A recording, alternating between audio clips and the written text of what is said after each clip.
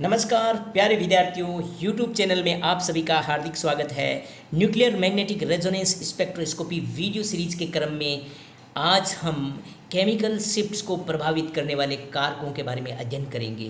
पिछले वीडियो में हमने केमिकल शिफ्ट्स के बारे में, शील्डिंग, डीशील्डिंग इफेक्ट के बारे में, डेल्टा वैल्यू, इनके बारे में हमने पढ़ा।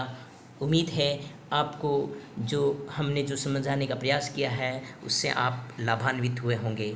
तो आइए शुरू करते हैं। केमिकल शिफ्ट्स को प्रभावित करने वाले कारक। केमिकल शिफ्ट्स को प्रभावित करने वाले 4 कारक हैं: inductive effect, van der Waals deshielding, anisotropic effect, hydrogen bonding.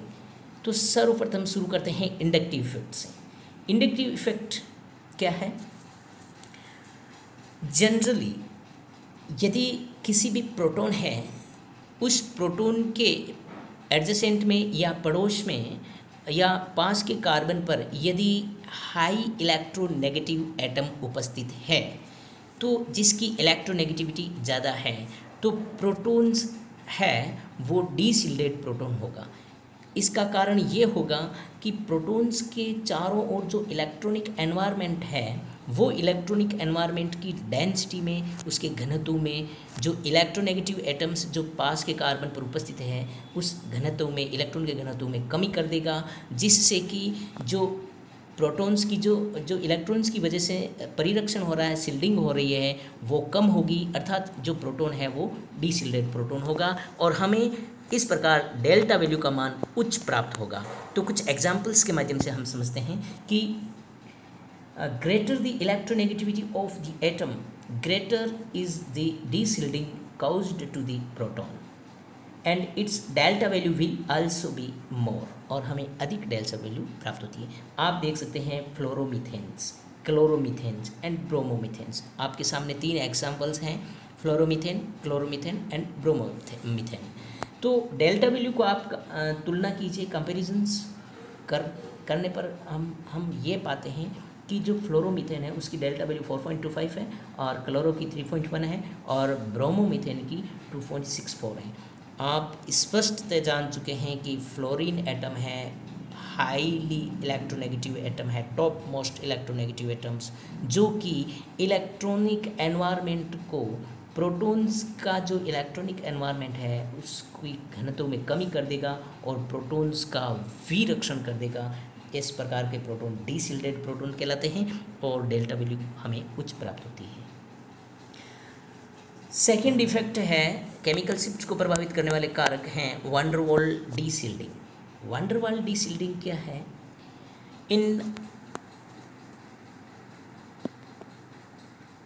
इन ओवर क्राउडेड मॉलिक्यूल्स, यदि जहाँ मॉलिक्यूल हैं वहाँ भारी भारी जो ग्रुप जुड़े हुए हैं, ऐसे मॉलिक्यूल्स, उसके अंदर कुछ प्रोटॉन्स हैं वो अधिक त्रिविम बाधित स्थान को ग्रहण करते हैं।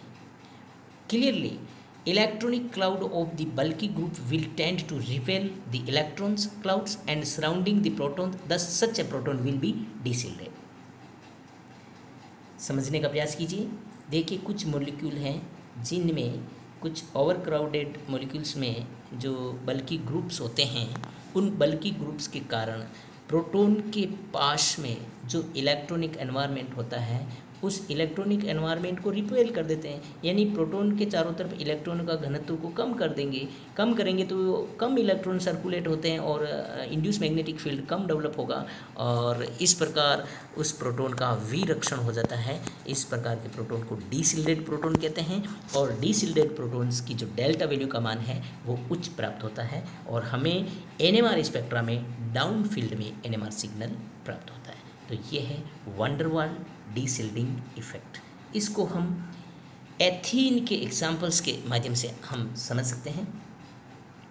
एथीन का एग्जाम्पल्स देखिए, यहाँ आप देख सकते हैं,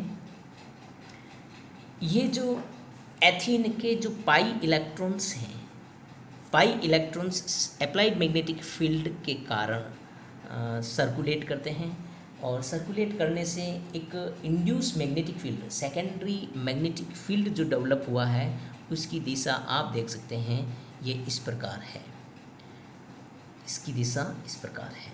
तो अब हमें इस प्रोटॉन का और इस प्रोटॉन की स्थिति देखनी है। ये प्रोटॉन इस प्रकार स्थिति में है कि यहाँ पे जो इंड्यूस मैग्नेटिक फील्ड है उसकी डायरेक्शंस और अप्लाइड मैग्नेटिक फील्ड की डायरेक्शन सेम है। इंड्यूस मैग्नेटिक फील्ड की डायरेक्शन भी है और अप्लाइड मैग्नेटिक फील्ड की डायरेक्शन भी है। तो ये प्रोटॉन है वो अधिक मैग्नेटिक फील्ड अनुभव करेगा और अधिक मैग्नेटिक फील्ड अनुभव करेगा, यानी कि हम अप्लाइड मैग्नेटिक फील्ड कम लगा रहे हैं फिर भी हमें ये उच्च मैग्नेटिक फील्ड अनुभव करता है। तो इस प्रकार के प्रोटॉन्स को हम डीशिल्डेड प्रोटॉन कहते हैं। ये डीशिल्डेड प्रोटॉन इस प्रोटॉन की स्थिति के कारण हुआ है और इस प्रोटॉन की स्थिति में आप यूँ समझ सकते हैं कि बल्कि ग्रुप है, वो बल्कि ग्रुप के कारण इलेक्ट्रॉन्स का रिपेल हो गया इस प्रोटॉन के एनवायरनमेंट के कारण। तो इसकी जो इफ़ेक्ट है वो डीशिल्डिंग इफ़ेक्ट प्रदर्शित होता है। और यहाँ देख लीजिए जो एथीन है, एथीन का आप जो एथीन्स हैं, एथीन में जो डेल्टा वैल्यू है वो 4.5 से 6 के मध्य प्राप्त होती है। इसी प्रकार और एनाइसोट्रोपिक एक इफ़ेक्ट है जो भी केमिकल शिफ्ट को प्रभावित करता है। तो इसके केस में क्या है कि कंसिडर एन एल्कीन, हम एल्कीन को देख के एल्कीन के संदर्भ में it is so oriented that the plane of the double bond is at right angle to the applied field. Induce circulations of 5 electrons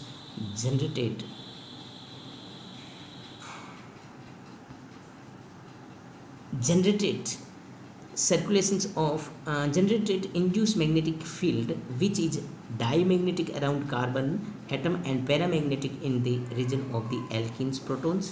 in alkynes, हम एल्काइंस के case में अभी जो हमने अभी पढ़ा एल्कीन के बारे में देखिए।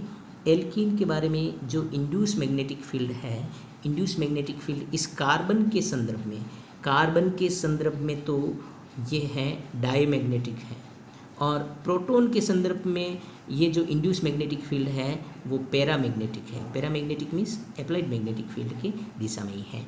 और पाई बॉन्ड है, इसकी स्थिति है वो अप्लाइड मैग्नेटिक फील्ड के राइट एंगल में। ये अप्लाइड मैग्नेटिक फील्ड ऐसा है तो इसके राइट एंगल में पाई बॉन्ड की स्थिति है। तो इलेक्ट्रॉन का सर्कुलेशन इस प्रकार है। तो प्रोटॉन्स की पोजीशन भी इसी प्रकार है कि हमें पैरामैग्नेटिक स्थिति में इसका अप्लाइड मैग्नेटिक फील्ड और इंड्यूस मैग्नेटिक फील्ड होता है और हमें इस प्रकार के प्रोटॉन को हम डीशिल्डेड प्रोटॉन कह सकते हैं। इसको हम वंडरवाल डीशिल्डिंग इफेक्ट कहते हैं। ये भी केमिकल शिफ्ट को प्रभावित करता है। थर्ड जो इफेक्ट है वो है एनाइसोट्रोपिक इफेक्ट, जिसको हम स्पेस इफेक्ट भी कहते हैं। तो स्पेस इफेक्ट हम बात करते हैं एल्काइंस की। In alkynes electronic circulations around triple bond takes place in such a way that the protons experience diamagnetic shielding effect. Alkyne के अंदर जो पाई बॉन्डेड इलेक्ट्रॉन्स हैं वो सर्कुलेशंस करते हैं ट्रिपल बॉन्ड के अराउंड और इस प्रकार सर्कुलेट करते हैं कि इनका जो प्रोटॉन्स हैं वो डायमैग्नेटिक शील्डिंग इफेक्ट प्रदर्शित करता है। डायमैग्नेटिक का मतलब है, आप देख सकते हैं ये एल्काइन है और इस डायग्राम में आप स्पष्टतः देख सकते हैं ये जो ट्रिपल बॉन्ड है, इस ट्रिपल बॉन्ड के जो इलेक्ट्रॉन्स हैं वो इसके अराउंड ये सर्कुलेट करते हैं और इसके सर्कुलेशन से जो इंड्यूस मैग्नेटिक फील्ड डेवलप हुआ है, इंड्यूस मैग्नेटिक फील्ड, ये देखिए यहाँ पे ये इंड्यूस मैग्नेटिक फील्ड की दिशा बता रही है। ये इंड्यूस मैग्नेटिक फील्ड की दिशा अप्लाइड मैग्नेटिक फील्ड के विपरीत दिशा में होने के कारण ये जो प्रोटॉन है डायमैग्नेटिक स्थिति में है और इस प्रकार के प्रोटॉन्स को शील्डेड प्रोटॉन कहते हैं। और ये एसिटाइलिक ट्रिपल बॉन्ड होते हुए भी यहाँ हमें डेल्टा वैल्यू का मान कम प्राप्त होता है, जबकि ईन में डबल बॉन्ड है और डेल्टा वैल्यू का मान हमें 4.5 से 6 के करीब मिलता है और यहाँ जो ट्रिपल बॉन्ड है इसमें डेल्टा वैल्यू का मान 2 से 3 डेल्टा वैल्यू के मध्य मिलता है। तो ये इफ़ेक्ट है वो इसको हम कहते हैं एनाइसोट्रोपिक इफेक्ट या स्पेस इफेक्ट। स्पेस इफेक्ट का मतलब है कि यहाँ एसिटाइलिनिक प्रोटॉन्स, एसिटाइलिनिक जो मॉलिक्यूल्स है, इसकी स्पेस में स्थिति इस प्रकार है कि यहाँ जो प्रोटॉन है वो सारे के सारे किस रूप में हैं, डाई मैग्नेटिक फॉर्म में है। डाई मैग्नेटिक फॉर्म का मतलब है इंड्यूस मैग्नेटिक फील्ड और applied magnetic field opposite directions में, और ये एकदम वर्टिकली अरेंज्ड रहते हैं अप्लाइड मैग्नेटिक फील्ड में। जबकि एथीन है वो अप्लाइड मैग्नेटिक फील्ड के राइट एंगल में है, यानी कि अप्लाइड मैग्नेटिक फील्ड के वर्टिकल में है, सॉरी हॉरिजॉन्टल में है। इसी प्रकार हम एक और एग्जांपल्स के माध्यम से समझने का प्रयास करते हैं इस एनाइसोट्रोपिक इफेक्ट का। ये बेंजीन है, एरोमेटिक मॉलिक्यूल है। इस एरोमेटिक मॉलिक्यूल्स में जो 6 प्रोटॉन है, ये जो 6 प्रोटॉन है, इस प्रोटॉन में अंदर बेंजीन में 6 पाई इलेक्ट्रॉन्स, जो इलेक्ट्रॉन्स का सर्कुलेशन है, इस इलेक्ट्रॉन के सर्कुलेशन से बाह्य मैग्नेटिक फील्ड के प्रभाव के कारण यहाँ इलेक्ट्रॉन्स का परिसंचरण होता है, सर्कुलेशन होता है, और बाह्य मैग्नेटिक फील्ड के विपरीत दिशा में एक इंड्यूस मैग्नेटिक फील्ड डेवलप हुआ है। इंड्यूस मैग्नेटिक फील्ड की दिशा आप देखिए केंद्र से बाहर की ओर निकलते हुए है। तो यहाँ इंड्यूस मैग्नेटिक फील्ड इस प्रकार डेवलप हुआ है कि ये प्रोटॉन की, एरोमेटिक प्रोटॉन इस प्रकार स्थित है कि applied magnetic field and induce magnetic field की दिशा सेम हो जाती है, और इस प्रकार एरोमेटिक जो सारे एरोमेटिक प्रोटॉन हैं बेंजीन के अंदर, वो डीसिल्डेड प्रोटॉन हैं, और हमें डेल्टा वैल्यू का मान उच्च प्राप्त होता है, यानी कि एनएमआर सिग्नल्स, जो एनएमआर एरोमेटिक्स प्रोटॉन है वो एनएमआर सिग्नल है हमें डाउन फील्ड में प्राप्त होता है। तो एनाइसोट्रोपिक इफेक्ट के बारे में आप जान गए होंगे। आगे एक और एग्जांपल्स के माध्यम से हम समझने का प्रयास करते हैं। और केमिकल शिफ्ट्स को जो प्रभावित करने वाला चौथा कारक है वो है हाइड्रोजन बॉन्डिंग। हाइड्रोजन बॉन्डिंग के केसेस में भी आप समझ सकते हैं कि हाइड्रोजन बॉन्ड यानी H नाभिक है प्रोटॉन। अब ये हाइड्रोजन एटम है किसी उच्च इलेक्ट्रोनेगेटिव एटम से अटैच रहता है। तो उच्च हाईली इलेक्ट्रोनेगेटिव एटम से अटैच रहेगा तो इस हाइड्रोजन एटम्स या इस प्रोटॉन्स के चारों ओर जो इलेक्ट्रॉनिक एनवायरनमेंट है उसमें कमी होगी, और इलेक्ट्रॉनिक एनवायरनमेंट में कमी होने के कारण ये जो प्रोटॉन्स क्या कहलाता है, जिस मॉलिक्यूल में हाइड्रोजन बॉन्डिंग पाई जाती है, तो उस केसेज के अंदर उस उक्त प्रोटॉन्स की जो डेल्टा वैल्यू का मान है वो उच्च प्राप्त होगा यदि हाइड्रोजन बंध उपस्थित है। तो समझने का प्रयास करते हैं।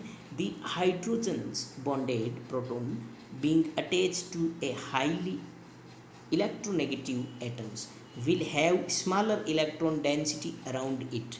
Being less shielded, the field felt by such a proton will be more and hence resonance will occur downfield. तो ये जो रेजोनेंस है वो डाउनफील्ड में प्राप्त होगा। हाइड्रोजन बंध की डेफिनेशन में यही है कि उच्च इलेक्ट्रोनेगेटिव एटम्स से अटैच जो हाइड्रोजन है वो अन्य हाई इलेक्ट्रोनेगेटिव एटम्स या लॉन पेयर ऑफ इलेक्ट्रॉन्स के साथ वीकली एक बॉन्ड बनाता है जिसको हाइड्रोजन बंध कहते हैं, जिससे ये उच्च इलेक्ट्रोनेगेटिव एटम से घिरा रहने के कारण प्रोटॉन के चारों तरफ या हाइड्रोजन एटम्स के चारों तरफ से इलेक्ट्रॉन डेंसिटी कम हो जाती है और इस प्रोटॉन का विरक्षण हो जाता है। इसको हम डीसिल्डेड प्रोटॉन कहते हैं, और हमें इस प्रोटॉन के माध्यम से जो रेजोनेंस होता है वो डाउन फील्ड में हमें प्राप्त होता है। तो हाइड्रोजन बंध, किसी भी मॉलिक्यूल में हाइड्रोजन बॉन्ड है या नहीं है, इसका हम पता आसानी से लगा सकते हैं कि इंट्रामोलिकुलर हाइड्रोजन बॉन्डिंग है या इंटरमोलिकुलर हाइड्रोजन बॉन्डिंग है। हम किसी भी मॉलिक्यूल की कंसंट्रेशंस को घटाते हैं तो जिससे यदि इंटरमोलिकुलर हाइड्रोजन